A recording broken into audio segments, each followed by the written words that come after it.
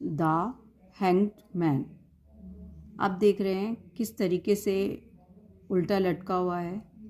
आपको मेहनत की बहुत ज़रूरत है। आप मेहनत करिए और इतनी करिए कि आपको उसका फल ज़रूर मिल जाएगा। ऐसा नहीं है कि आपने सिर्फ मेहनत करी है और फल ना मिले, नहीं। अब वो समय आ गया है कि जब आप मेहनत करेंगे तो आप पीछे देख रहे हैं सन दिख रहा है, तो इसका मतलब यही है आपकी मेहनत सफल हो जाएगी। तो आपको मेहनत करनी चाहिए, हाँ, लेकिन उसके लिए आपको रात दिन एक करनी होगी।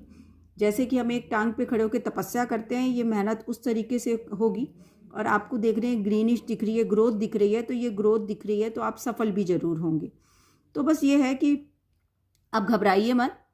आपको चाहे वो इंजीनियरिंग हो, चाहे डॉक्टरी हो, आप कोई भी पढ़ाई करना चाहते हैं तो अब आपको करनी चाहिए और बहुत दिल लगा के करनी चाहिए। इसमें रिजल्ट आपको ज़रूर मिलेगा। तो आप इसके लिए तैयार रहिए।